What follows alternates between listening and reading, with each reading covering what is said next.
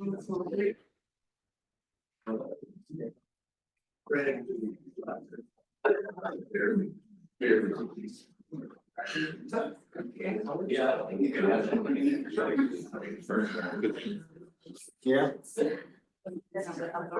Where's your campaign? Strawberry shortcake.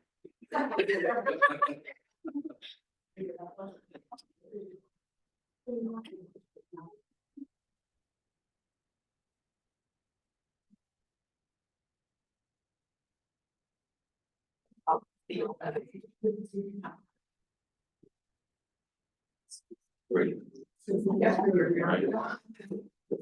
right, we'll call the meeting to order.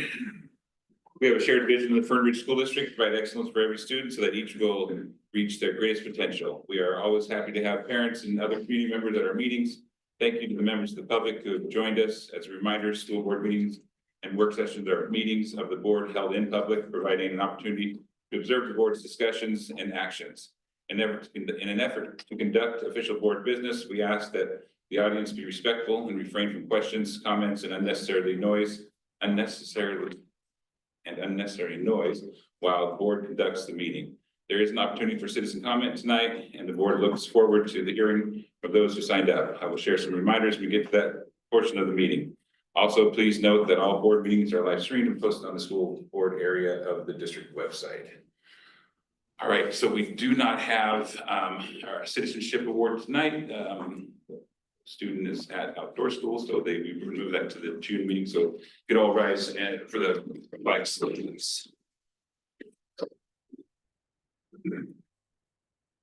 Pledge allegiance to the flag of the United States of America and to the republic for which it stands, one nation, under God, indivisible, with liberty and justice for all. All right, moving into our public comment, the Fern Ridge School Board encourages public input. A person wanting to provide public comment will need to complete and submit an intent to speak form to the board secretary by 1 p.m. on the day of the board meeting. Public comment is limited to the space on the agenda, not to exceed a total of 30 minutes for all commenters. A person giving public comment is limited to an established time limit of 3 minutes. While speakers may, during public meeting, offer objective criticism of school operations and programs, the board will not hear personal complaints concerning district personnel nor against any person connected with the school system. Please state your name, and if you are a resident of the district, if speaking for an organization, state the name of the organization. The board reserves the right to refer the matter to administration. So first up tonight, we'll have Jessica Caldwell. Good evening. Thank you for listening to me. I don't even know how to wrap it all into one sentence. You guys are failing the kids. And you're failing the student that's transgender as much as the other students. You're not giving these kids somewhere safe to keep them safe and change. I met with Gary at the beginning of the year. They allowed the student to go in the boys' locker. That student didn't feel comfortable. Clearly said they didn't feel comfortable. Gave the student somewhere separate to change and still had to feel uncomfortable going to the boys' locker room every day to the point where the child actually dropped the class. That's not benefiting the kid. We've known this is something, we've known it's a thing. Why aren't we doing things and being proactive to give these kids places? You're now putting an adult, which JT said a child when he gave his public comment last week, which it isn't, it's an adult, in a cabin with 10-year-old boys. I don't see how that's safe. I'm not saying that a student shouldn't be able to go. They shouldn't be discriminated against. They shouldn't get any education or opportunity any less than anybody else. But there's a boys' bathroom and a girls' bathroom for a reason. It's a gender. It's pretty specific. There's a reason. I mean, it's been that way forever. Why do we have signs on the doors if we're not going to abide by those? I understand if the student identifies as something, and I respect that, but then give them somewhere comfortable.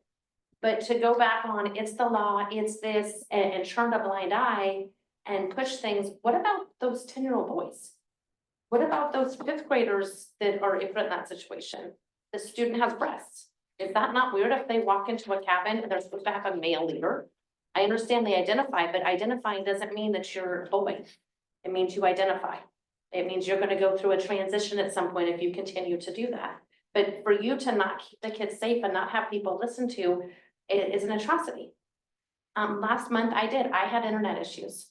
I tried to get stuff in as soon as I could, but Barb made the choice to not listen to me. Barb was our chair. She could have chosen to hear what I had to say. The board should want to know what people have to say. How can we be proactive? How can we do things to get along and better the community? But she didn't choose to. But what she did later in the meeting was chose to let Mr. Myers give his public comment. That's discriminatory. Those are things that aren't okay. To continue on the road that we're going on absolutely cannot happen. These things are not going to change. We have to be a community that can come together and keep everybody safe. There's rules in place for a reason. Boys can't sit by girls on the bus. There's a reason. The same student in question sat by their boyfriend on the bus going to track meets and had to be talked to multiple times for doing things that were inappropriate under the blanket. There's reasons we have these things, and to keep our kids safe, to keep them comfortable.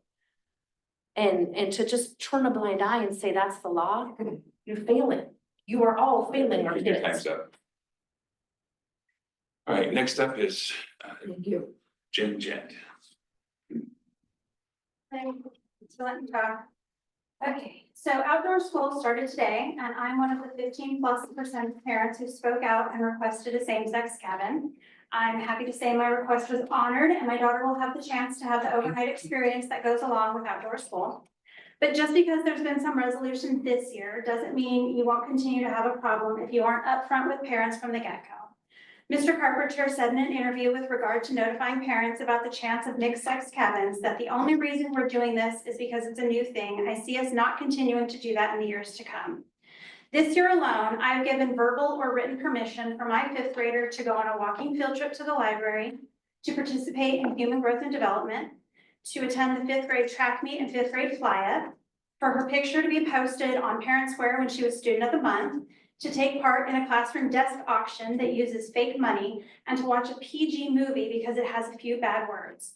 All of that, but the district did not ask if my child had permission to spend the night with students or counselors of the opposite sex.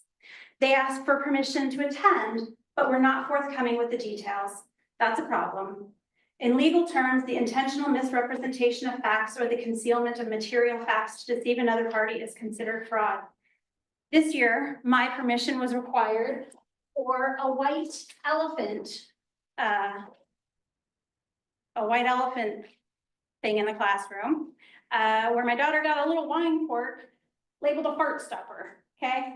My permission was required for a fart stopper, but it was not asked if my kids could have a sleepover with the opposite sex, and I think that that is absurd.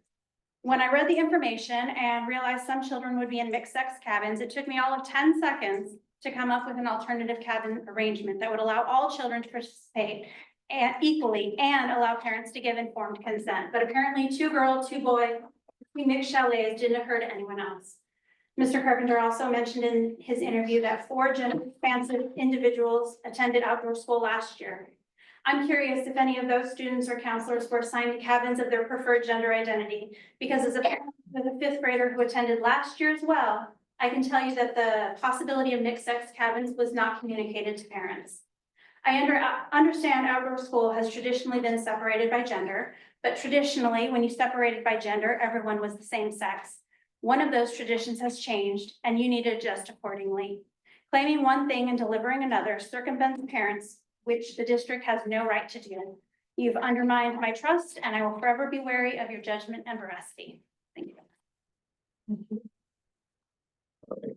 Next up is Eric Carlstrom, and Bree is going to read his statement. He asked for it to be read during the meeting. Dear Fern Ridge School Board, I'm writing in response to the most recent board meeting where concerns were raised about a transgender student serving as an outdoor school counselor for 5th graders. Oh. I was particularly troubled by a board member McCann's repeated interruptions with the student board member and her claim that she had only heard concerns from parents.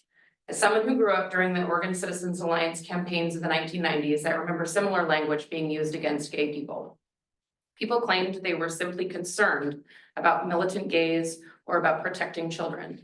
Comments like, "We just don't want that lifestyle around our kids," or "We're not hateful, we just want safety," were ways to disguise deeply harmful assumptions. namely that gay people were inherently predatory. This pattern of passive yet loaded language created a climate in which violence was not just possible, but inevitable. It culminated in tragedies like the torture and murder of Matthew Shepard, along with countless other acts of violence and dehumanization. Now we're watching the same rhetoric being directed at transgender people, especially youth. Today's concerns are again being used to imply something far more sinister, including direct insinuations that a transgender counselor is a pedophile or a predator. Quotes from community members like, "Do we need a child to be sexually assaulted before people realize this isn't okay?" Or biological boys with penises probably as old as 18 sleeping in cabins with 11-year-old girls. And sounds like predators are defending predators. These comments do not reflect neutral concern. They imply sexual deviance, criminality, and danger, all without evidence and all rooted in prejudice. This kind of coded language is not new. It's the same language that once justified segregation, lynchings, and Holocaust propaganda. Hate doesn't need to scream, it often whispers, dressed up as worry. Even more troubling is that when transgender student in question wrote a thoughtful, clear response to these attacks, they were treated with suspicion and dismissal. A board member asked the student trustee to reread sections of the letter repeatedly, seemingly trying to trip them up. That is not behavior of someone engaging in dialogue. It's an attempt to discredit and diminish. Let us also be guided by science. Decades of research endorsed by every major medical and psychological association in the US confirms that being transgender is real, biological, and medically supported human experience. It is not new, it is not confused, and it is not dangerous. We have a responsibility to recognize the harm of our words, even when they are framed as polite concern. Veiled accusations breed fear, violence, and trauma, not just for the student in question, but for every transgender child listening to how adults talk about people like that. Let's be better. Let's not repeat the mistakes of our past. Sincerely, Eric Carlstrom. All right, next up is Jason Lance.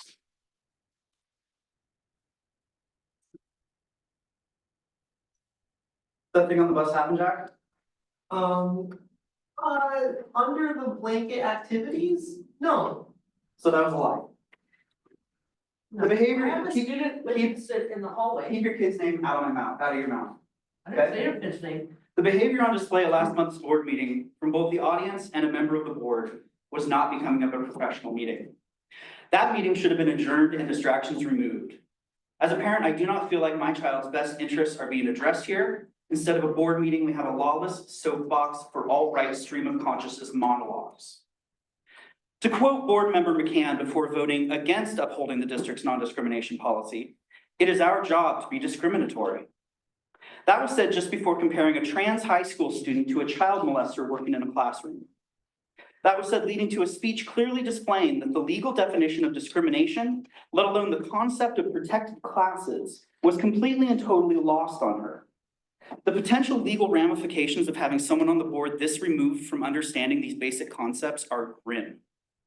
Most importantly, that vile comparison was made about a child in this district by an adult in a position of power. A child I know to be a wonderful kid, who told me on the day this happened that they were having a bad day because they had to write a message for the board meeting to, quote, "defend myself against the adults who have been bullying me." Everyone in this room, how would it make you feel to hear a kid say that to you?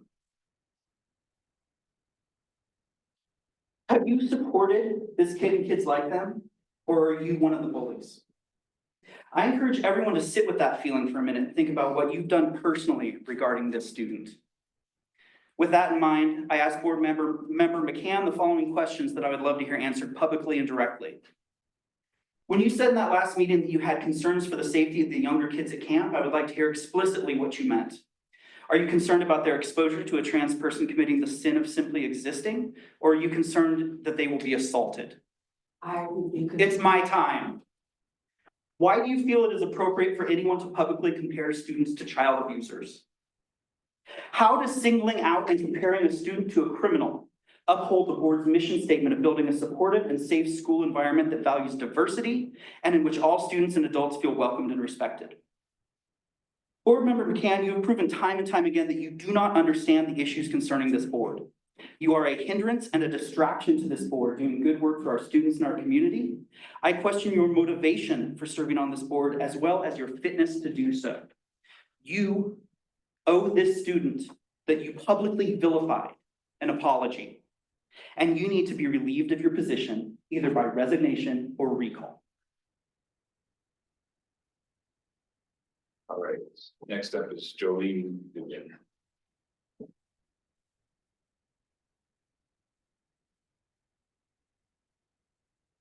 My name is Jolene Dugan, and I am a taxpayer and a voter in the Fern Ridge District. I am addressing the board today because I have concerns about things that Director Lisa McCann has done. But first, I'd like to mention that at the August 2023 board meeting, Director McCann claimed that politics have no place in our school. She stated, quote, "I don't think politics should be in the schools. There will be no politics in the schools. The staff, everybody down the line has no right for their ideologies, their political views, or anything like that." But I believe that her actions tell a different story. Ms. McCann is the one who is bringing politics into our school, and not just politics. Partisan, divisive, agenda-driven behavior that is eroding the integrity of this board and harming this district. Ms. McCann is actively supporting candidates from a small political group, the Fern Ridge Community Alliance, which is her right, of course. However, she is also pushing their agenda from her seat on this board. Just in the past few weeks, Ms. McCann asked a parent who was dissatisfied with how she handled their grievance not to, quote unquote, make waves about it until after the election. And why was that? Presumably to protect the FRCA candidates that she supports. That is not neutral. That is not ethical. That is political interference, and it's completely inappropriate for someone in Ms. McCann's position. This is not an isolated issue. Her conduct as a board member has been consistently problematic and politically motivated. She has violated or attempted to circumvent board policies and procedures. She's come to meetings unprepared and at times unable to make informed decisions. She has encouraged disruptive outbursts from the audience and undermined the board's ability to function effectively. And she has demonstrated a lack of understanding of her role and repeatedly attempted to overstep that authority. And most troubling of all is that Ms. McCann has promoted harmful, exclusionary views that have directly impacted marginalized students in this district. She has referred to transgender students using dehumanizing language.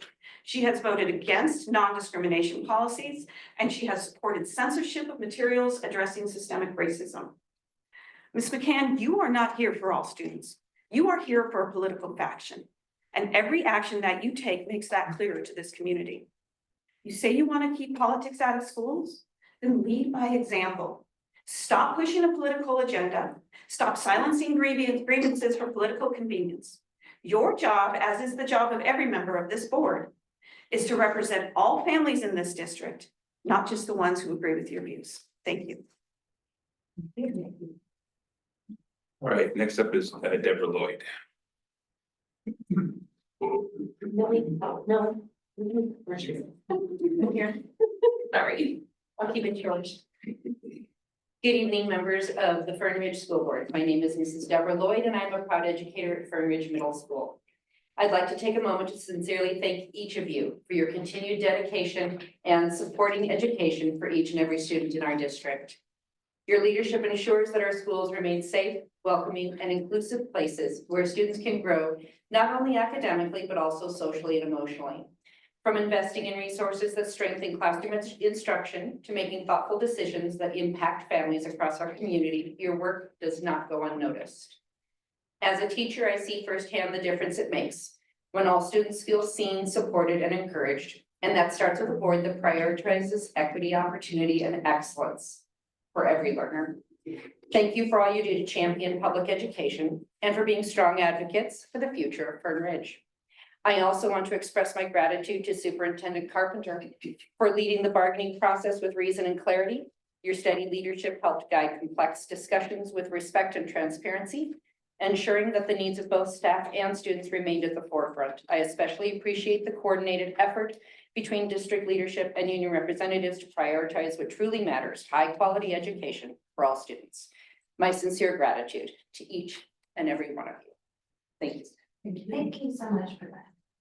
Last is May Trout. My name is Maya Trout. I'm a resident of the district and a parent of a middle and a high schooler. I would like to start by thanking the superintendent for accommodating those families that felt they needed specific arrangements for their child's outdoor school cabin placement. I also want to thank the superintendent for protecting the privacy and dignity of all our students. I understand that saying out loud that transgender students exist is taboo for some people, much in the same way as interracial marriage or allowing women to vote was taboo to speak about at one time. These are just a few examples of how the world around us continues to evolve, and we owe it to our children to be a district that embraces all the beautiful differences that make up the fabric of this nation. Our individual beliefs, our individual morals, these guide how we raise our children. But when you choose to send your child to a public school, you do not have a choice as to who else attends that school with your child. They will be exposed to every kind of individual, every kind of belief. There's a lot of talk in this district to prepare them for the real world. We need more classes about the real world. This is the real world. Making sure our children will know that they will be in the room with someone they don't understand. And when that happens, we need to teach them not to immediately take a position of fear, not to stand strong in their ignorance, not to resort to othering.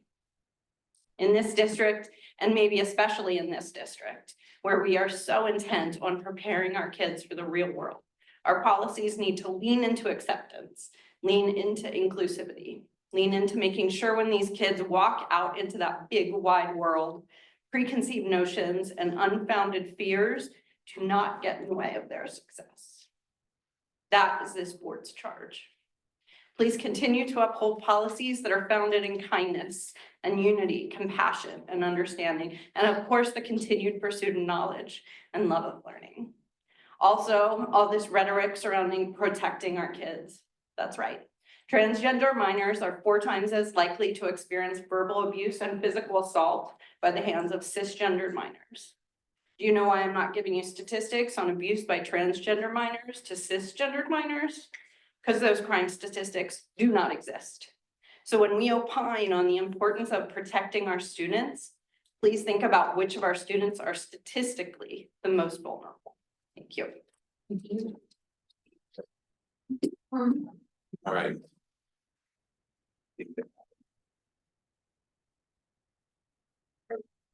We'll move on to our approval of minutes and our monthly items for last month's regular session.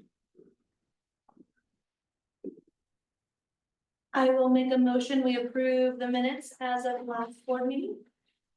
We have a motion and a second to approve the minutes from our last board meeting. Any discussion? Hearing none, all those in favor, say aye. Aye. Aye. Motion carries 4-0. Next up is our enrollment report. Can you hear me? Yes. Ma'am. All right. This is our May 1st enrollment report. As of May 1st, we were at 1,283, just one below our budgeted numbers. At the elementary level, we are down 2. At the middle school level, we are up by 29. And at the high school level, we are down by 28. So that comes up to the 1 we are down. We also have 6 more out-of-district placements than projected in the budget. Does the board have any questions on the enrollment report?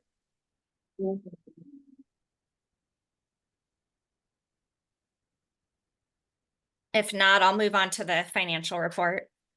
Okay. Yep. As of April 30th, we have received 93% of our budgeted revenue compared to 96% at the same time last year. Like I've said in the previous meetings, we had received some large timber revenue, so that's kind of skewing it a little bit. We have spent 68% of our operating expenditures. Last year, we were at a similar level at 69%. And if the board has any questions on that, I can take them now or. No, thank you. Looks Okay. good. Thank you, Juana. Yep. Thanks, Juana. All right, so we need to take action on approve the general fund revenue and expenditure report as presented. I make a motion to approve general fund revenue and expenditure report as reported. I'll second that. We have a motion and a second to approve the general fund revenue and expenditure report. Any discussion? Hearing none, all those in favor say aye. Aye. Aye. Andrea?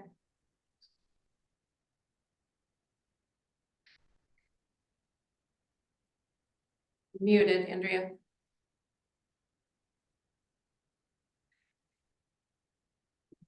Motion, Oh, she texted me. Aye. okay, motion carries.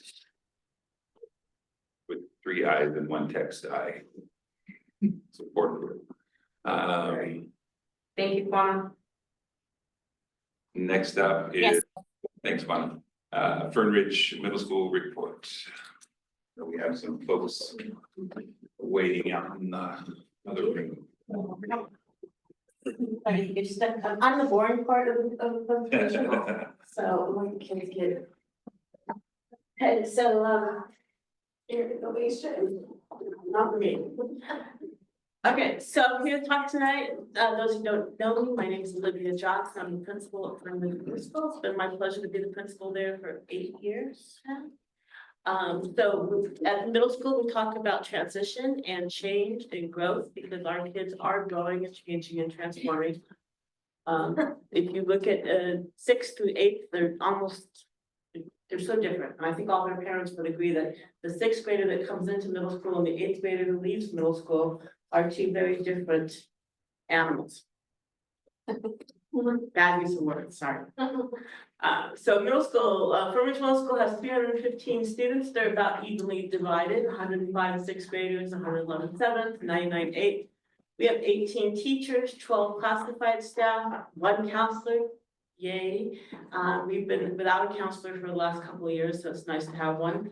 2 administrators, kids take classes that are required in 4 classes, science, social studies, language arts, PE, and math. And then they get an elective class and an exploratory class. We also have a Bridges program and an SLC classroom and a resource room. And those are helping our kids, our special needs kids. So, this is our school climate information. And what's important about this book is that this is our Swiss referral data for major and minor referrals. Average daily referrals per month per year. If you look at that top line that goes across, that's the national norm of the percentile ranking of 25 to 75 is in the average range. So the bottom line across there at the bottom, kind of see it like it's at the, if you look at the last green bar, it's right at the top of the green bar. That's the 25th percentile, and the one at the top is the 75th percentile. So you can see that even our bars, our median app is really at the medium nationally. So we're right in there with where we should be as far as behavior is concerned, according to the Swiss database. And you can also see that we are a little bit better this year than last year. The green is last year, the blue is this year. You want the number to be lower because that means you've had less referrals. And then the total number of referrals is in the table on the side. Last year we had 509. This year we're at 331. It might be a little bit higher. I think I did this at the beginning of last week. So it's been a little bit higher at this point. So this was really interesting. One of our building goals over the last couple of years is relationship building. And the question that we measure that with students is, I have at least one adult at the school I can go to for help. I have a major situation, I have a big problem, I have one adult at the school I can go to. And you can see that this year, 90% of our students said that they did, which is amazing. The other one, we did this exercise, the staff, we put all the teachers' names, all the students' names up on the walls. And we gave the staff a whole bunch of stickers. And we asked them to go identify the kids that they felt they had a deep and meaningful relationship with, not just in their class, but actually had a connection and a relationship with. Then we asked the students in homeroom to identify, we gave them a list of the staff, just so they'd have the names in front of them. And then we asked them to tell us how many of those staff members they felt were trusted adults. If they had a big problem, they could go to that person and get some help. And you can see that on average, the students identified slightly over 6 trusted adults at the middle school. And on average, each student had 4 staff members who identified that they had a strong connection with that student. So we're pretty happy about that, and we'll continue to do this kind of data gathering probably once a year. And then what we did was we took the kids who we did have a few that no staff members identified. And then we sent those names out, and we're working on trying to build more connections with those kids. So. And then the kids who, the other one we were trying to work on is the kid who they identified no trusted adult, but like 4 or 5 staff members said they had a good relationship with that kid. So we're again trying to build the bridges and connections. So we are using our STAR reading data. This was from the winter. We test in the fall, winter, and spring. If I'm going too fast, slow me down and ask me questions. As you can see, the green is where we want to be. They're at or above. And this is by grade level, they're going 6th, 7th, and 8th. And by the STAR reading data, we're doing good. We have 79% of our 6th graders either close to or above where they should be. And 71% of our 7th graders, I didn't get a chance to look up the numbers, but they're there, of the 8th graders. So reading is looking good. And if you go to the next page, math, not as good as we would like it to be. And we could definitely continue to improve in the math area. It looks good from, if you're looking at how big the bars are, but if you look at the numbers on the bars, it's less. It's kind of a deceptive, I didn't make it, I just put the numbers on, I promise. But yeah, math is not as good. When that tracks with our state testing results as well. One thing that surprised us though is that there's a definite, if you look at the next slide, this is our ELA testing data. So those same 6th graders that had 70% on the STAR reading data test only scored 40% or 39% on the SBAC data. And so we're going to take a good look at that and really talk about why we think that is. Is it stamina? Is it the testing takes, the STAR test is a 1-day, half-hour test. The SBAC is a multi-day, takes a couple of hours test. So how do we get our kids to show us on the state testing what they're showing us in the STAR testing? And I think that's probably a question that every school across Oregon is looking at, because of all of this. That state testing is an animal of its own nature, right? But you can see that on here, the light blue turquoise kind of color is our school and our kids. And then the bottom bar is the state test, state average, when I pulled the data. It could have changed by now. Not every school is finished with SBAC data, or state testing and ELA. But you can see that as we are right now, when I pulled the data, we're above the state at the 8th grade, and we're right on track with the state at 6th and 7th. So that's pretty good. We just finished math, and I don't have the data for math yet. Our attendance continues to be one of our goals. We started off good in the fall and just kind of hit winter where everyone got sick, and our regular attendance dropped. I think that was pretty much true of every school, right? But we keep working on it. So the state, the state wants us, wants you to have 80%. What's the regular attendance? 90%. 90% regular attendance. And then, yeah, we need to work on it. The key to attendance is not so much at the middle school level, incentives and awards and all that, it's great. But the key in what we're working on is the relationship building. Because when kids want to be at school, when they feel a connection and they feel welcomed and they feel like they belong, then they'll want to come to school. And that's what we are working on, is engaging them with their lessons, engaging them in their classrooms, and then making them feel like they're connected to the school and that we want them there. And I think that does more at our age group than any drawing for any prize does.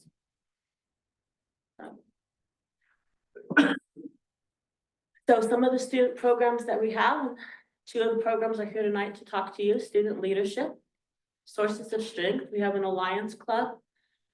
We have after-school clubs around Dungeons and Dragons, homework club, yoga club, and a comic book club. And those were fun to watch. The kids really got into, especially the Dungeons and Dragons club and the comic book club, had a lot of fun. We have lunchtime activities and contests going on this week. It's not lunchtime anymore. It's shifted to first period because there were too many kids who signed up for it.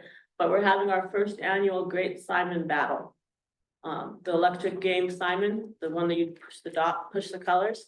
We have 18 kids going battle one at a time, 1 versus 1, head-to-head battles, to see who is the best at Simon in our school. We have the play-in rounds today, and tomorrow we have the main heat, and then we'll have the final 4 and the championship.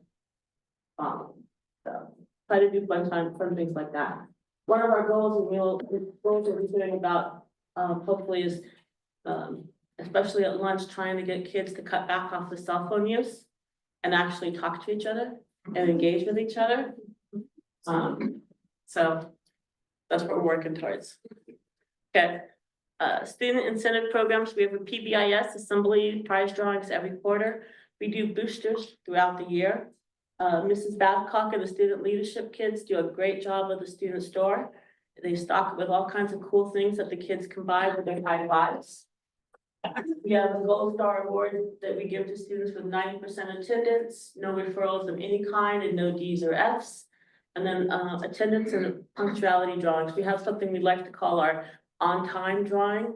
So we'll have a random time where we'll say, like 3rd period or something. It's our punctuality drawing, and every class where nobody was late gets to come and get a ticket for all their students. And then the students get to put those tickets in for a drawing that we'll do by the end of the day. So that's kind of fun. And next slide. So as I mentioned, we have elective classes that go along with our core classes. Our electives this year were band, choir, music, and computer arts, keyboarding, orientation, history through film, 21st century science, and pop culture. Next year, we're looking at adding a jazz band and introduction to Spanish, adding drama. Thank you guys for approving that. You did. Thank you so much for that. 21st century science is coming back because that's been highly popular.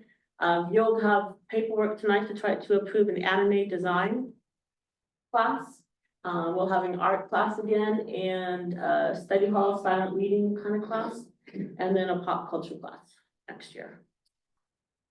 We have exploratory classes. These are our first period classes. They are more activity classes.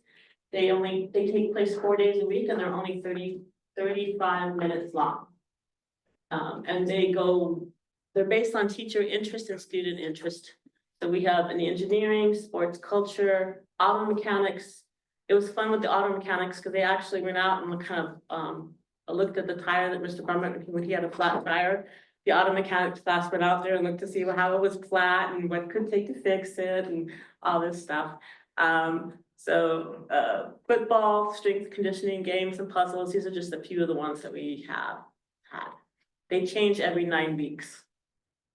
So our accomplishments for 24-25, gosh, it just weird to think it's already almost 4 weeks till the end of the school year. Implemented full benchmark testing using the STAR reading and STAR math. So every student's been tested in the fall, spring, winter, and spring. We started data team meetings where grade level teams got together and looked at the STAR data teams testing, the STAR data, the state testing data, attendance data, and behavior data. We piloted reading and writing intervention classes for the first time ever at the middle school since I've been there, and I'm so excited about that. I just gonna have to say it a couple of times, I think. And then we piloted the middle school had a book club with staff, and we read The Anxious Generation, which I would totally recommend. And I actually think we have some extra copies if anybody ever wants to borrow one. First annual FMRS Global Citizenship. Leadership will talk about this a little bit, but we had a lot of interest and concern when the LA wildfires happened. A lot of our students had families that were in the LA area. So we had a big fundraiser for them. And it was so successful that Mrs. Babcock and I have decided that every year leadership is going to pick a global cause, and it could be a local cause, or it could be a global cause, some kind of cause. And we're going to do a similar fundraiser for that cause. So I think that'll be an interesting thing for our kids to see that they are, even here in our small town of Fernridge, sorry, Benita, Elmira, the Fernridge community, we can make a difference that impacts people thousands of miles away, if not on the other side of the world, perhaps. So I think that'll be a great opportunity for them. Oh, plans for 25-26. We're going to continue with STAR testing and data teams. So the intervention groups, the intervention classes that we started, we piloted at the 6th grade, and it was all the 6th grade teachers' idea to do it. They piloted a reading and a writing and a math intervention class. And as they were talking about it at lunch, and they're talking about it with their peers, and they're talking about it, the 7th and 8th grade teachers became interested in doing it. So now I had the 7th and 8th grade teachers say, well, can't we do the same? So we are. And I think that's gonna be good. So for 2 of the quarters next year, 2nd and 4th, we'll have a challenge classes and enrichment intervention class. So some kids will be in global studies, and they're going to be learning, for example, Mr. Metzger is going to do Vikings, I think. And I actually think he's going to do a Viking funeral of some type or another. And some of them will be in reading, getting extra help and support in enrichment and challenging and reading. Some of them will be in math, getting challenged. But it will be interesting to see how that goes. I'm really excited about it. And then we are integrating health into PE. Our goal is to do 1 quarter of health and 3 quarters of PE.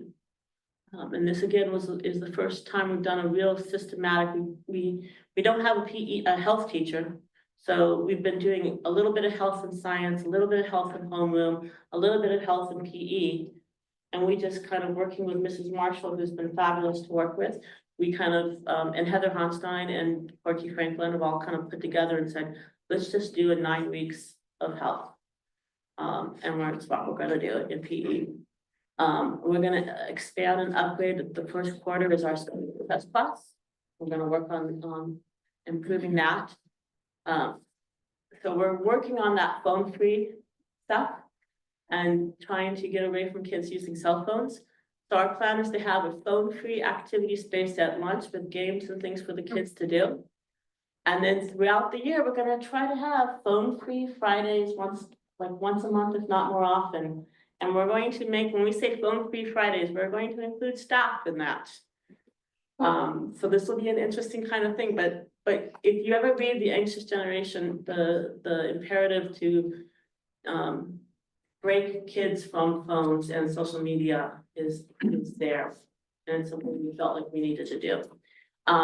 In a little space, not huge steps, little space. And then bond work, we're meeting tomorrow actually for the first time with our design committee to work on the science classrooms, the home ec classrooms, the SPED classroom, and hired band. So that's exciting. Okay, Mr. Lloyd. That's me. That's What you. am I presenting? You want to talk about the challenge class? Oh, well, let's start with that one. Okay, fabulous. So, I was in charge of the reading challenge and the writing challenge. And, the kids helped me put together some notebooks for y'all.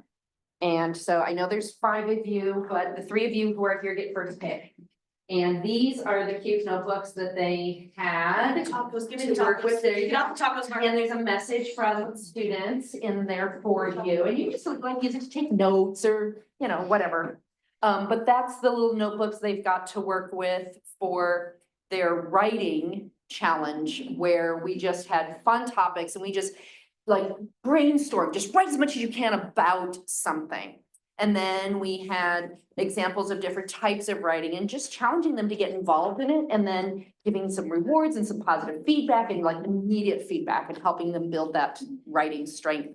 And the reading challenge group was similar. We took novels, like we read Chasing Lincoln's Killer, and we had a little CSI set up in the room where they had to come through with flashlights and their little notebook and check out the primary sources and figure out what was going on and who did it and how did he do it and how did he get away, that kind of stuff. So that's what we've done so far. I'm excited to see where we go with the rest of the classes next year across all the grades.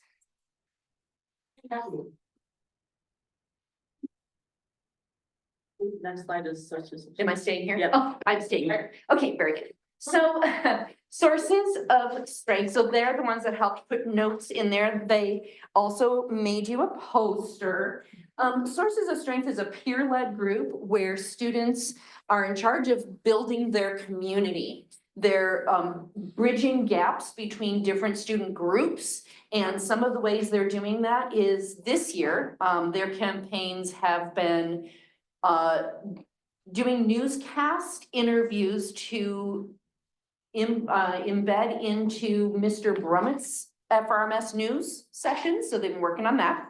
And they've been doing some podcast interviews where they bring some students in and they chit chat about things that are challenging about being a middle schooler or the things that are fun about being a middle schooler. And you know, what classes are going well and what do you love about school and what do you love about different teachers? So they've been doing a lot of that. They've also gotten together and decided they wanted to make our community a little cleaner and more beautiful. And so they started with the old school farm and they've gone over in groups. They ordered supplies for all of these projects and they take their gloves and everything and they go over to the farm and they clean up, or they've got their podcast microphone and their soundboard and they're getting things recorded and they've got their little notebooks in there, interviewing students and taking notes. So sources of strength, building their community, and making sure that all students have a chance to be heard. So, thank you. Thank you. Kathy. Sorry, this is Babcock. Kathy Babcock. I get the privilege of being the leadership advisor. I was able to grow my class this year to 26 students. Yeah, it's been a crazy year having that many kids in class, but we've made it work. I do have a few of them with me tonight, and they're gonna just help me go through some of the information for you guys tonight. So I have Hunter Rankin. He is our student store officer. Riley Caldwell. Avalon Monaghan, she's our student body president. And then we have Sydney Rankin. Next slide. Fundraisers. Okay, so some fundraisers that we've done this year is Fill the Cauldron. We raised $1,002. Ghost Pops, we raised $236. Ballograms, we raised $186. Butter Braids, we raised $962. And LA Fire's fundraiser, we raised a grand total of $1,800. Next. Dances, we did a welcome back dance, a glow dance, and a sprinkling dance. For community outreach, like how leadership impacts our community, we had the homecoming parade, the EES Halloween event, EES Pictures with Santa, Heart of the Community, Benita Easter egg hunt, ES Chalk the Walk, and this volleyball staff versus student game and the basketball staff versus student game. These are all of the spirit days that we've done this year. We're not gonna read for you. And then there's just a few pictures of kids on spirit days. I discovered when I put this thing together, I need to take better pictures next year. So I will have more pictures next year. Okay. And then this is just our final slide. You don't see it up anymore, but we missed the tree. I missed the tree. So I dedicated this whole report to the memory of the tree. And then for those who know me, every presentation I do for the board has to include a picture of my nieces or my nephew, and that's little Elsie. Clearly not a good movie. Thanks, guys.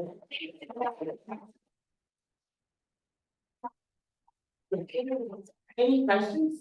A lot of information at you guys. Is drama gonna be new? Is that gonna be like a full drama class? Yeah, elected, the board was kind enough to approve it in the fall, I think you guys did it. Exciting. Yeah. Mr. Metzger is. Thank you, Olivia. Welcome. Thank you, guys. Yes. Good job. All right, next up is Fern Ridge Education Association. That's too tough act to follow. Okay, thank you. We enjoy sharing some of the things that our various levels are doing. And so Freya puts together a slideshow. Go to the next one, you can see Elmira, they just had their Chalk the Walk. With help from the middle school and the high schoolers came and helped. And there's all that whole list of things. You can see face painting and there's competitions and there's book fair and a bouncy house and food and fun. And I heard it was well attended. I didn't get to go this year, but I think a good time was had by all. Next slide, please.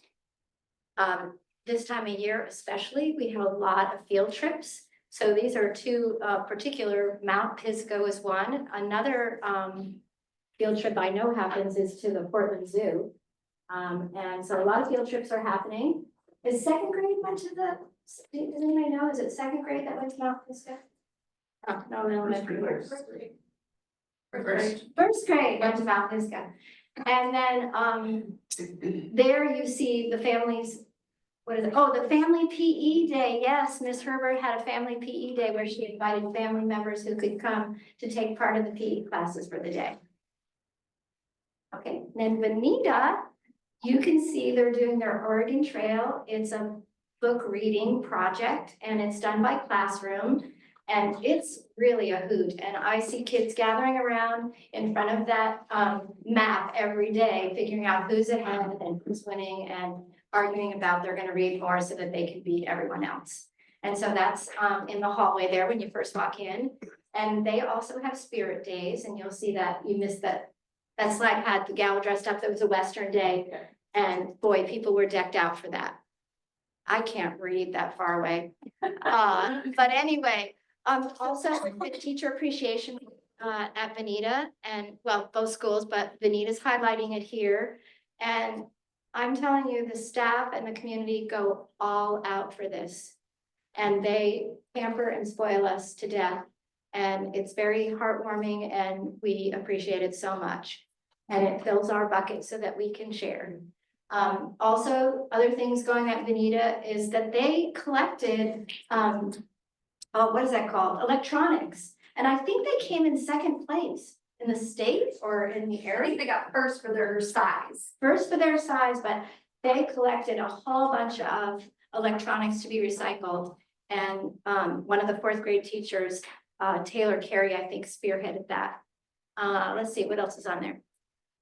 Oh, Patricia Gallagher. Okay, so do you guys know about this award? Patricia Gallagher Books is, if you take part in this, they send you the books that are nominated for the Patricia Gallagher Award. And the classrooms all read the books, all 5 or 6 of them, and they vote. And then these votes are tallied in the state, and that becomes the book that gets the Patricia Gallagher Award.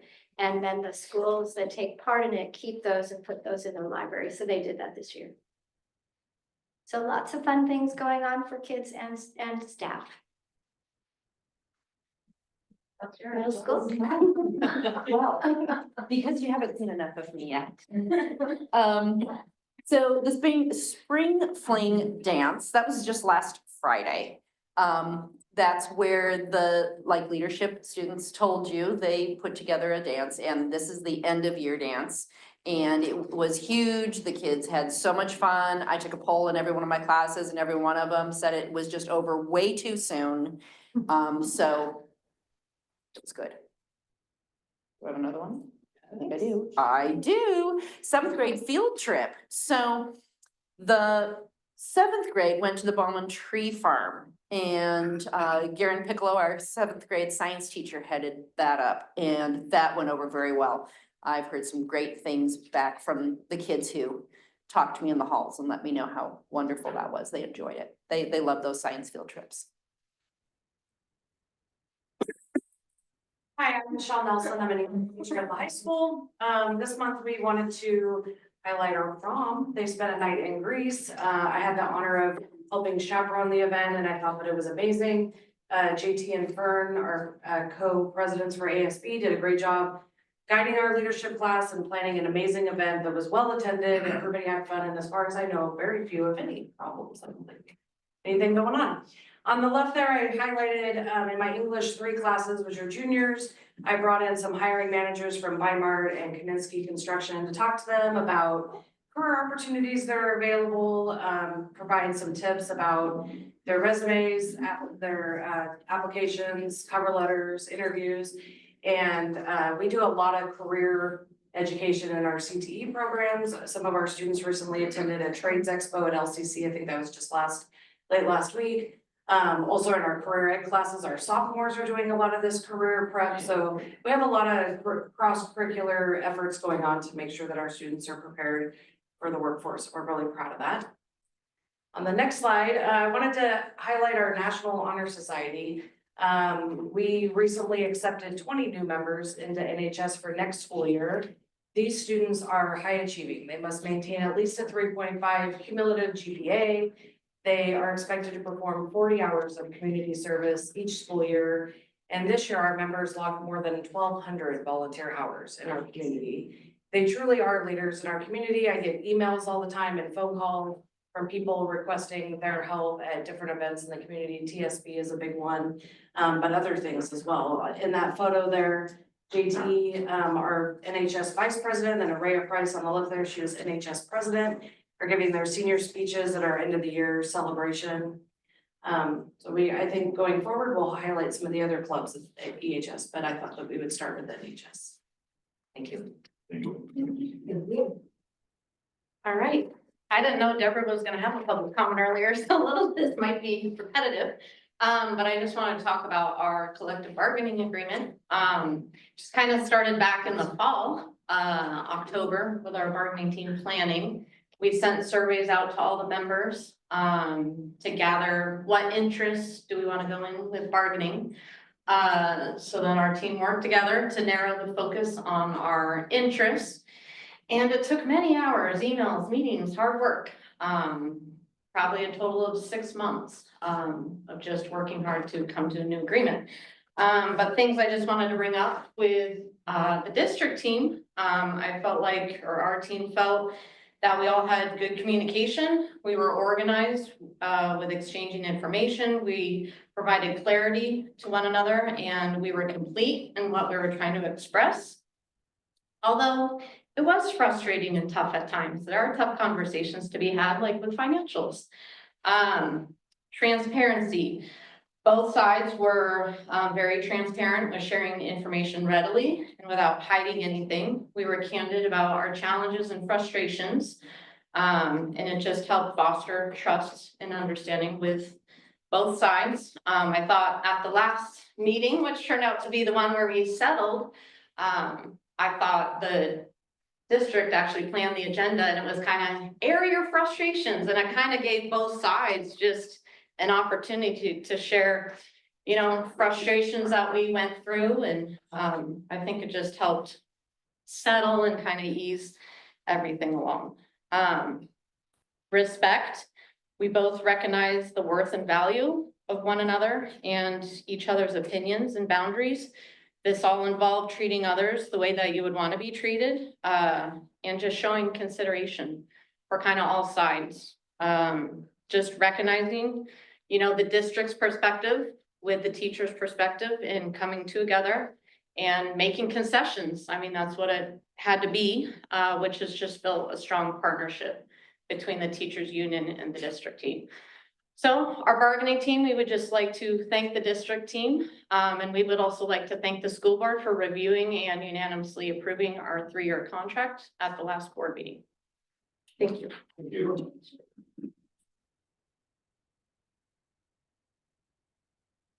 All right, next up are our student representatives to the board. Hi everyone, we made it in time. We traveled, yes, we traveled from outdoor school, Grasshopper and Strawberry Shortcake are in a special adventure tonight. So,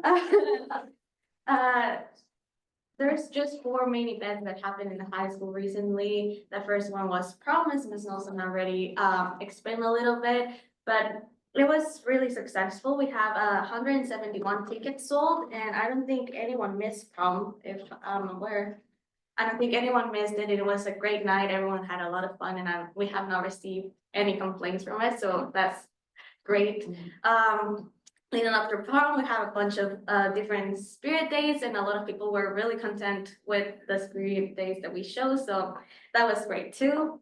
And then Successful. there were, Previous yes, it's been our most successful week for dress up days. And then we had 8th grade shadow days. They were last week. 8th graders were able to come to the high school, and they were able to have 9th grader assigned to them, and they were just able to go to their classes and spend a little bit of time and ask questions. It's just getting to know a little bit more of the dynamics that we will have next year once they're 9th graders as well. The next thing is AP testing. AP testing went really smoothly, as smoothly as it can go. AP Lit was on May 7th. Everyone had a successful test, I think. Then there's 2 unofficial tests that I took. I took AP Spanish, and then there's AP Physics, which was an individual, like independent study class, but both of them were successful as well, so. There was 3 kids in the AP Physics class, and we all did it individually, but it went well. And lastly, we have outdoor school, which is going on right now. Yeah, Grasshopper and Strawberry Shortcake. This morning we had field studies. We're in the same field study right now. We're teaching the water study. So I was able to teach the kids the water cycle, how the water travels and cycles around us, how it gets, how precipitation works, evaporation, and all of those things. It's basically just showing the kids how the water around us works, different types of vegetation and fauna that you can find in the water. It was fun looking at the kids go in their little boots to the water and just collect little samples. Right now, I think they are in, is it like campfire time? It's around that time. So they will be, it's around that time. They're gonna be singing some fun songs and leading activities, and it'll be really fun. Which is what outdoor school is at the end of the day. It's just going to a place to learn science and have a fun time learning the songs and meeting new people, because both of the elementary schools is the first time they merge a little bit before they go into middle school next year.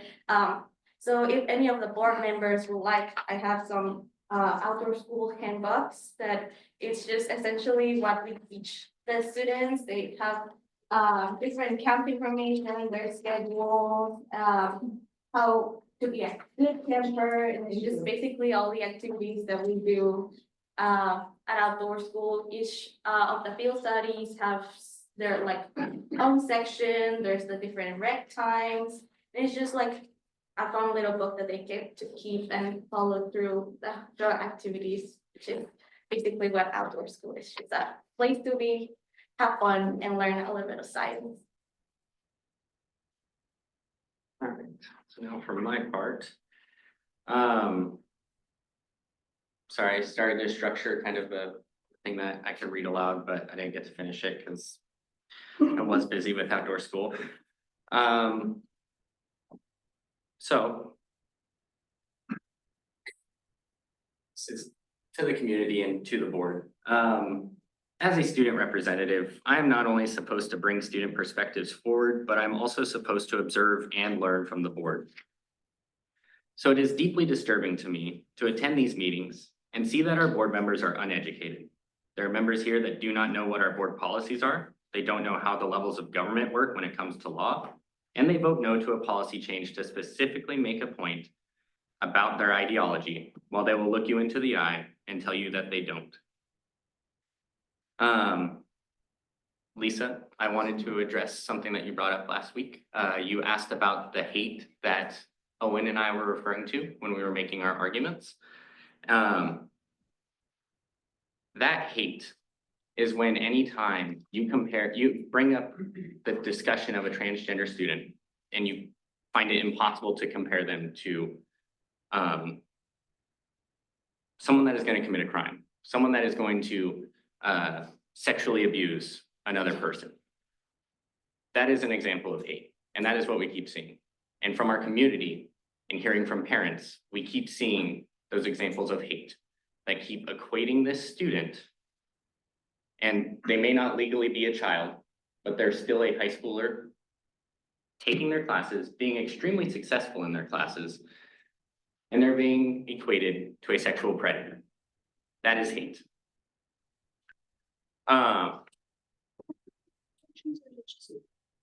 So are we just supposed to be getting a student report right now? Like, I didn't think we were like personally addressing the board. I just thought this was a student report from the school.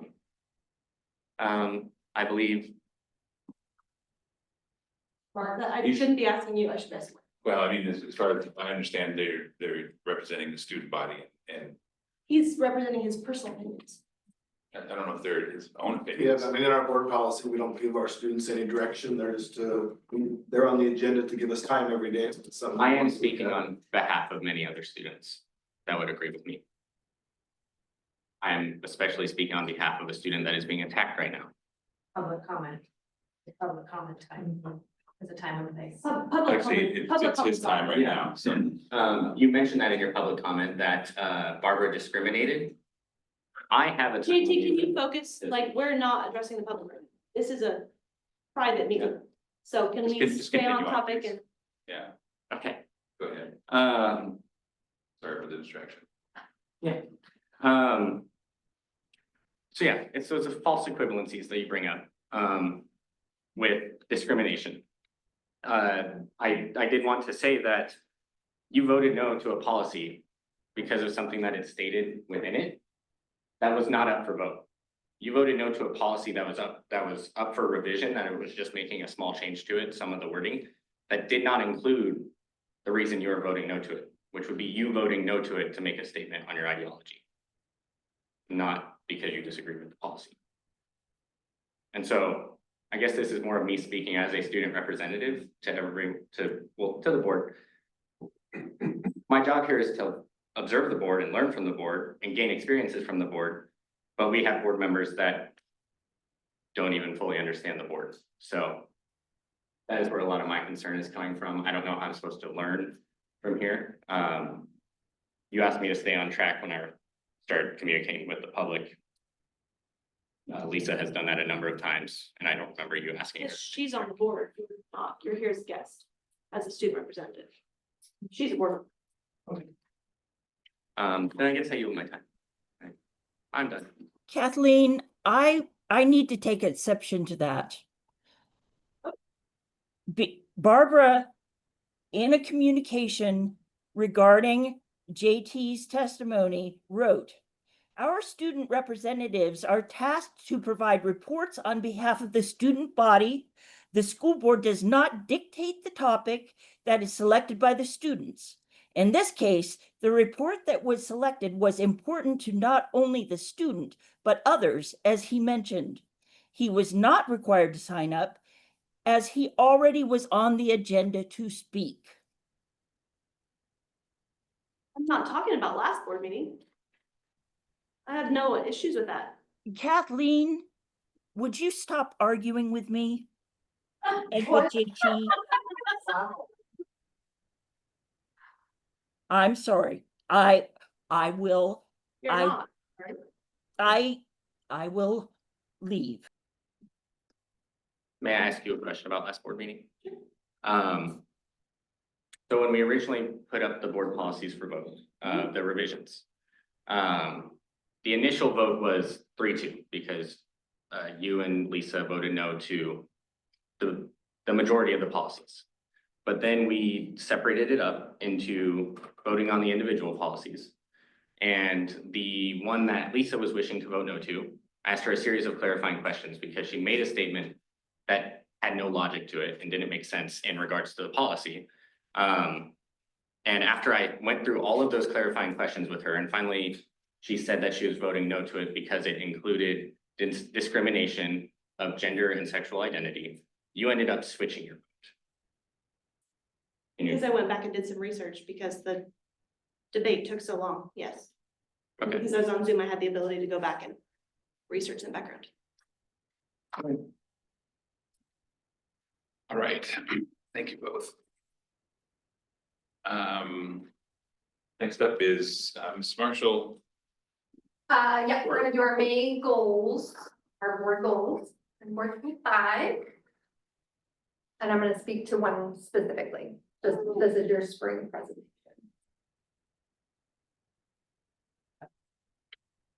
What I tried to do, because we use the same template 3 times a year, I tried to highlight where our focus is, just so that we don't have to spend a lot of time on the exact same things that we do 3 times a year. So those first 3 things right there are your board goals that you guys voted on and selected. Number 2 is our focus and what I'm supporting. And that's using the data to identify and prioritize student needs and hold themselves accountable for meeting all student learning expectations by monitoring the progress of the district goals. So that's me bringing you kind of district-wide data so that you can be apprised to it. The action plan for your guys' goals, this is again, something that we kind of all created and agreed to, that we would work collaboratively with our stakeholders. That's kind of our input surveys that I share, and then track our progress around the longitudinal performance growth targets, which are set by ODE and our team. And then we'll do this 3 times a year, and I'll help coordinate the presentations. So all the same stuff. This is the same slide that you always see, the types of targets and how we have to, as a district, set baseline targets, which is all students just trying to grow at a pace. We have to set stretch goals, saying that if we spend a ton of time, energy, and dollars on this one very particular topic, how would we stretch that goal and try to push higher expectations? And then we also have gap closing, which is our focal groups, our marginalized students, and our students that are historically lower. How are we helping close that gap with our baseline? So this is kind of your updated information. It's pretty similar to our winter.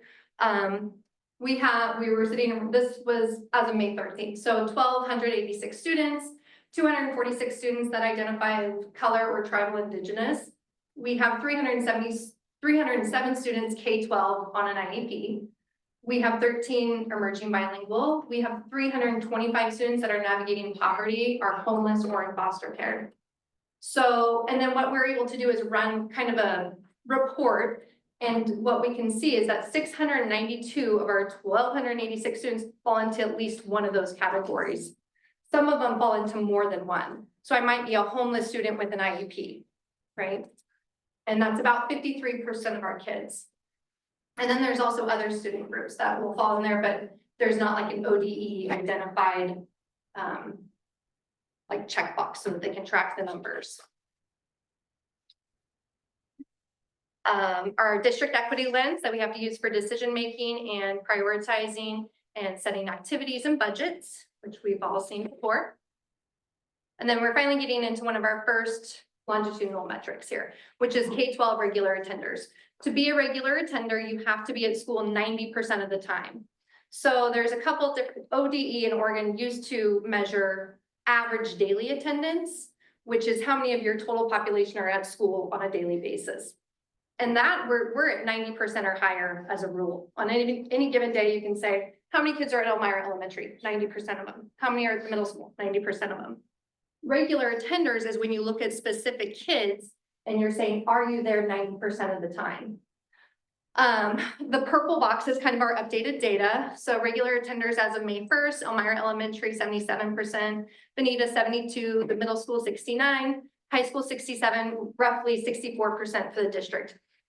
This isn't our exact number that we'll submit to ODE because they actually run ADM reports, and it's based on things like students that were enrolled on May 1st, but also attended at least 75 days. There's some other things in there, but this is a good predictor. But third grade ELA, this I wasn't able to update anything because right now is when we're doing our OSAS assessments, our statewide assessments. And our goal for this year at third grade ELA, that's one of our metrics, is 42% is our baseline. Our stretch, if we're really, really focusing hard on third grade literacy, we put all of our resources there, our stretch would be 53%. And we're trying to close that gap for our focal groups from go up from last year, 26.8. We were around 28%. We're trying to get to 30% this year. And right now, I looked today, I know Olivia shared some data. We've had like 5 third graders complete it so far, or they've completed it, but the state hasn't scored it. So can't get anything there. This is our STAR data. So you heard Olivia talk about that as well. This year, we adopted a new benchmark assessment. It's called STAR, and there's STAR CAT, which is computer adaptive, and then there's STAR CBM, which is curriculum-based measures. And the STAR CAT is like it's computer adaptive. The students get on it at least 3 times a year. Teachers can do it more. I don't know that people are doing it a ton more, but at least 3 times a year, the kids take the questions and they're based on the Oregon State standards, and the test switches. It gets harder if you're doing well, and it gets easier if you're not doing so well. And then we can look at our district. These are, the green is our district benchmark, which you can set district benchmark or you can set state benchmark. When I look at the data and when I share it next with you guys, I only look at the state benchmark, right? Because I want the kids to meet, I want to assume that if they are doing this, then they can meet the state benchmark. But districts, based on your goals and the work that you're doing in your own buildings, you might have district goals. So that's what this is. And this is from winter. 9th grade on track. This is the same slide, so I'll let you take a peek at it, and then I'll talk a little bit more about the next slide. So what Mr. Goldegger did here was, no, that's fine. So he compared third quarter from spring of 24 to spring of 25. So we were able to just run this report yesterday. What it shows is the gray is students that have 3 or more Fs. So there are 11 kids with 3 or more Fs at Elmira High School freshman class right now. Last year at this time, there were 16. There are 4 students with 2, and there are 8 students with 1. And so out of those 23 kids, the kind of the language on the side talks about what the staff has done. They have 9th grade on track meetings. Their committee comes together and they really target the students that they think are ready, need that extra help. Mr. Goldegger has met with all 23 students.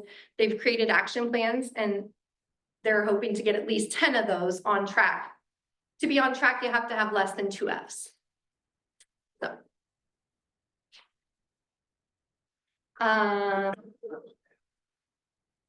What's that? Did you want to go back? No, that's fine. This is just another 9th grade on track. Again, I wasn't able to update any of this data because this is annual data. But what you will see is some pictures from the LCC Expo Day that Ms. Nelson talked about. They also, these were students that were in our CTE program. They also got to do some, I think they went around to diesel mechanics, heavy equipment operating, welding, carpentry, and then just general auto mechanics as well. They got to see all the different programs and tour the school and hear about how they can get more involved at LCC.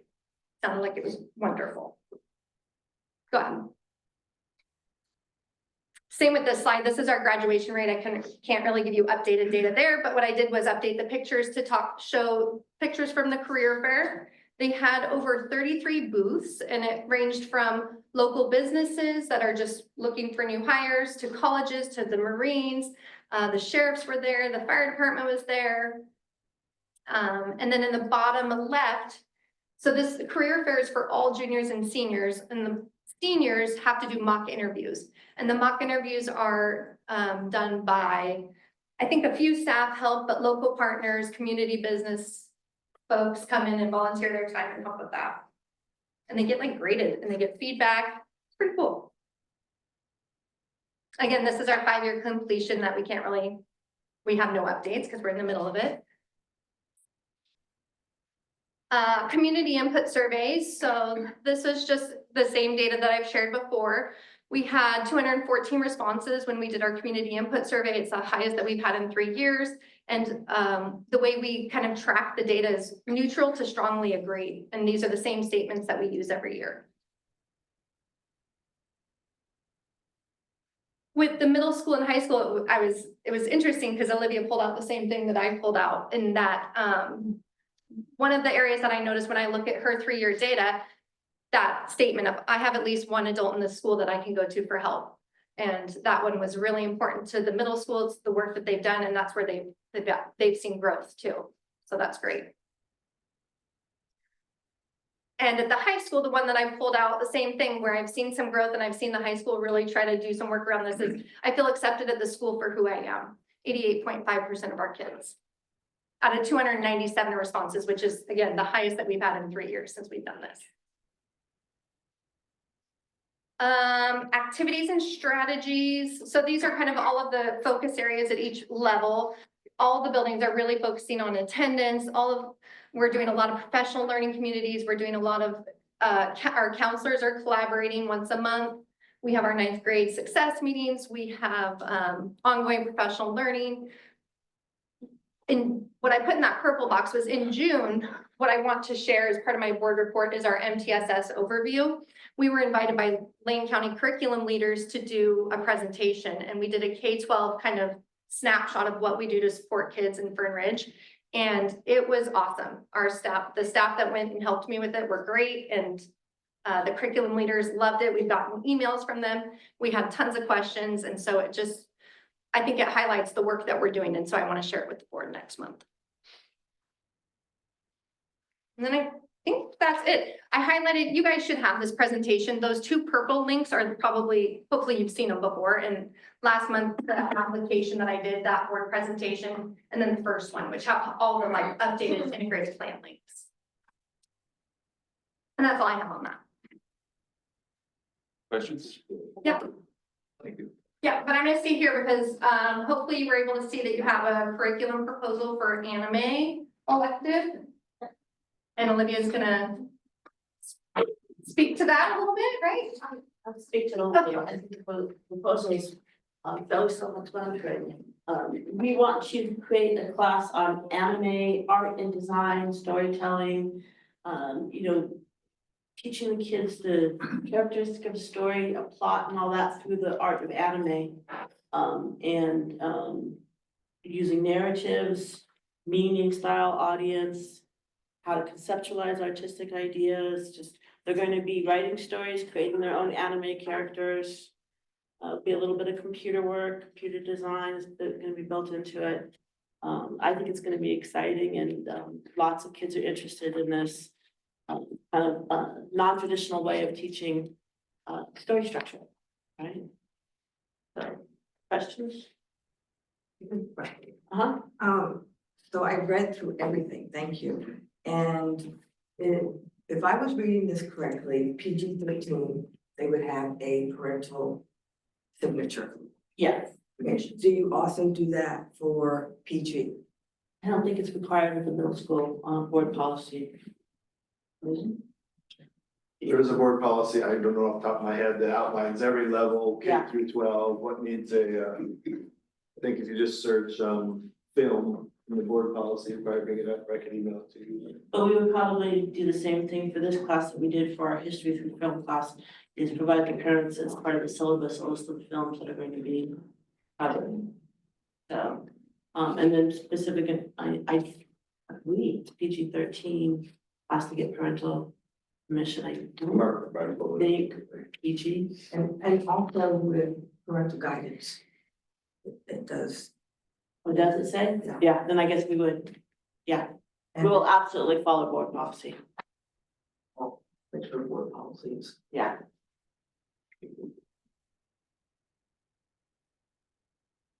Right, any other questions? This does require board action. I will make a motion, we accept this new anime elective. We have a motion and a second to accept the anime elective curriculum around that. Any other discussion? Hearing none, all those in favor say aye. Aye. Aye. Motion passes 4-0. Thank you. Thank you. Mr. Carpenter. Okay, a few things to go over. First topic will be the bond. Got lots of projects happening, starting at the high school. We continue our weekly meetings. Every Tuesday at 1:30, about an hour and a half with the contractors. We address ongoing submittals, RFIs, change orders, issues that are coming up. We get kind of an update on where we're on track, where we're falling behind. So far, everything is going well. Late last week, we finally got our site permit, which was a major hurdle. Spent a lot of time today on the DEQ website, working on our sewer DEQ permit. I hope to have that soon. All in all, high school project looking well. Benita Elementary, work will start first day school's out on track. Fernridge Middle School outside project, so it's the back area, covered area, new wall ball area. Also creating a bus loop turnaround that will allow, we're gonna try something different to help with some parking in the front. And bus congestion at the end of the day, and we're gonna have, not sure how many, but for multiple buses along the north side of the middle school lining up, and not all of them out in the parking lot. That work is on track. The structures that are getting sent to us, the lead time is long, so I do see whether it's the covered structure in the back, the new play area, or Olivia's dead tree that you were lamenting is gone. We're gonna have a newer, little smaller covered area out front for kids, a spot to stand when they're there late at night for athletics, or it's raining before school and they get dropped off early. So that piece of the project could extend into September, October. But all in all, we're on track. The middle school inside work, as Olivia mentioned, their first meeting is for tomorrow. That work will start summer of 26. The high school science classrooms are on track. We'll start again, the first day school's out. Teachers at the high school have been doing a lot of work prepping their spaces, cleaning out back rooms, getting rid of old chemicals. We've got some connexes they're storing things in, and that will be ready to go. I'd say probably of all of the projects currently on the docket, the one that we're having the most hurdles with is the mechanical one. So all the HVAC upgrades that a month or so ago, we awarded a contract to that on. There's been some delays, some confusion on scope. Scott was out of the country for 2 weeks. He just came back yesterday.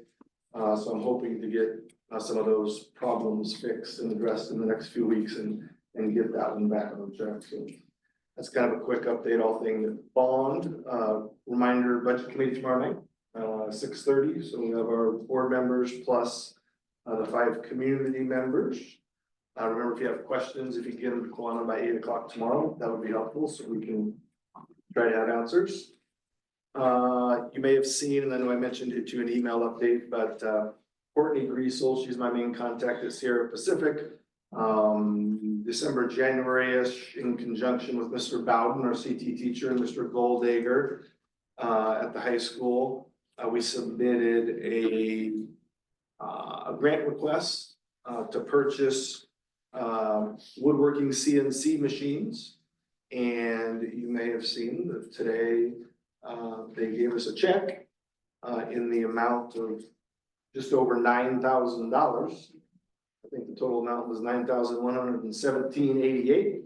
We're gonna be purchasing a VCarve Pro Design software for a Shark HD for a Shark HD 520 machine that will allow kids to import projects electronically, save it on a thumb drive, take it over to the machine will cut out what they designed.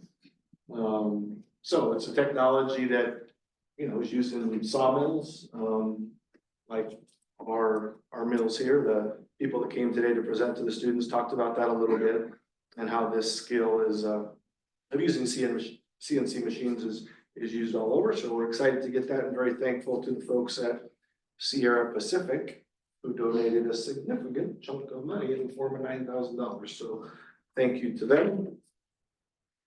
And let's see, finally, I just quick mention of 2 important dates. June 4th, high school awards night. If you haven't ever had a chance to attend that, it's a great night. You get to see a lot of the students who have earned, whether it's subject awards or excellent scholarships, et cetera.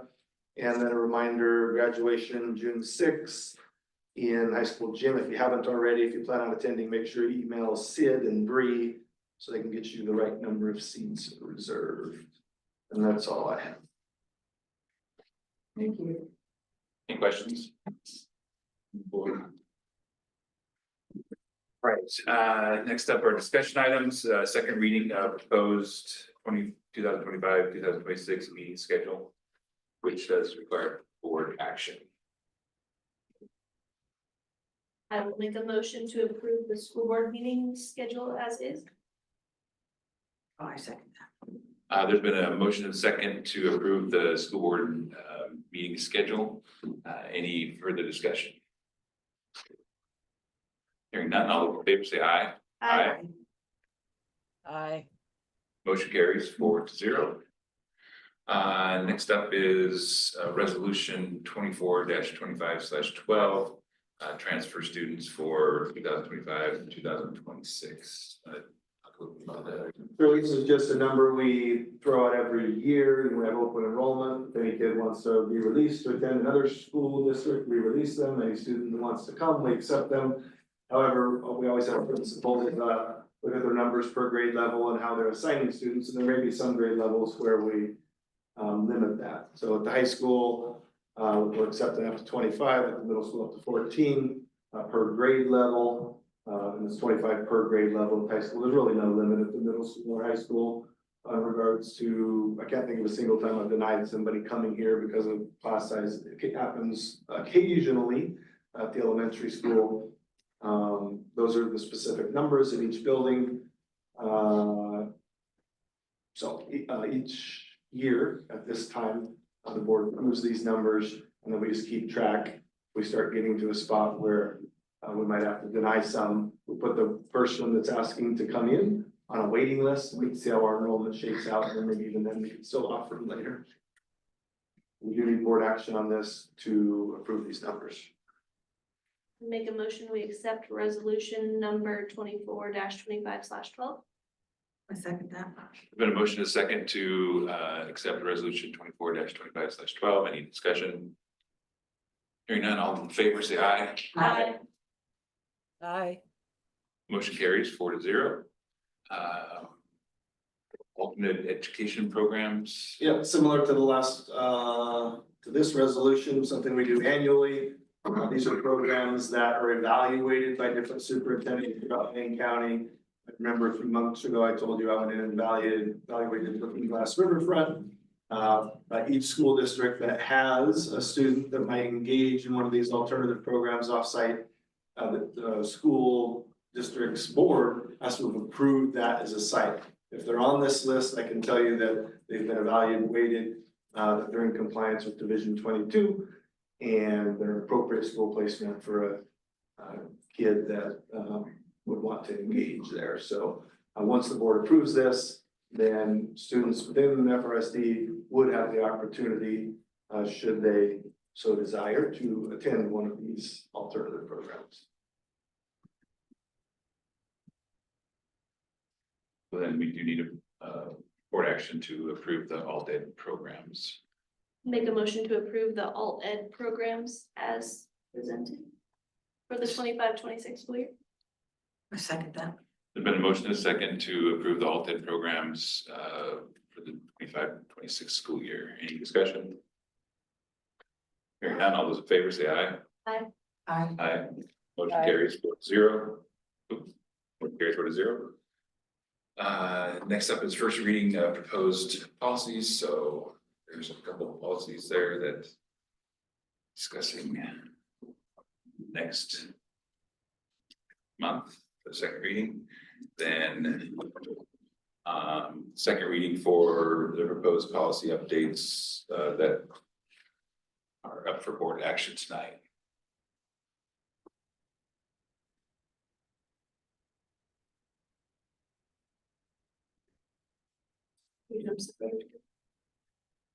That's up to the board. In the past, we've done them both ways. I make a motion to accept all proposed policy updates as listed, those 5.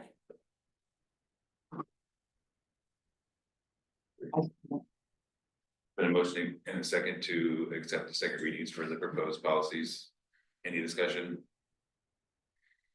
Hearing none, all those in favor say aye. Aye. Aye. Motion carries 4-0. As far as personnel, licensed employees, resignation, new hires, transfers, others. Looks like we have 3 hires and 1 resignation that need board action. I will make a motion that we approve new hires, resignations, transfers. A motion and a second to approve the new hires, resignations for licensed employees. Any discussion? Hearing none, all those in favor say aye. Aye. Aye. Motion carries 4-0. Next up is just for non-licensed personnel, just the report, board action is required. Then any late items, closing comments, or board community involvement. I have one late item. I shared with the board, I think it was last Thursday. Received an email from Barbara Graham, hello Superintendent Carpenter. This notice is to inform you of my resignation from the school board effective today, May 15th. It's been a pleasure to work with you and support the school district. I've learned so much about the school system. Thank you for sharing your knowledge with me. So typically, like I shared with the board, we had already posted the agenda, so we decided this as a late item. We'll need to take action, accept Barbara's resignation. This has happened a lot, 4 or 5 times, maybe in my time, where a board members, for whatever reason, resigned midterm.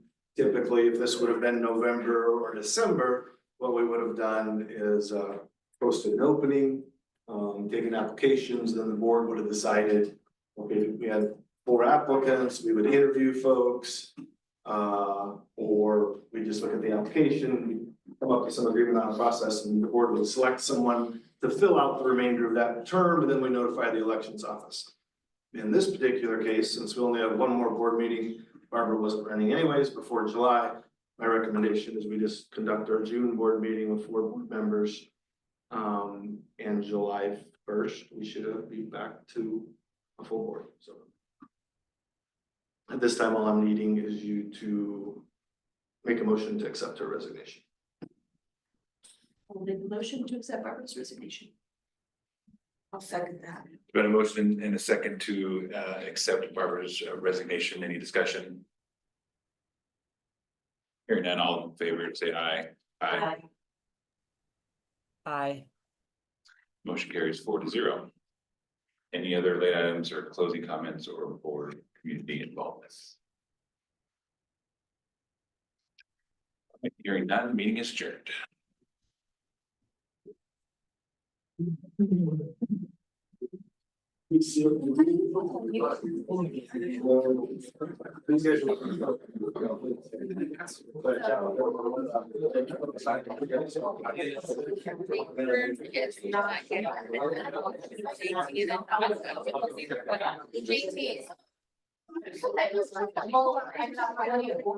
I'm not gonna be there.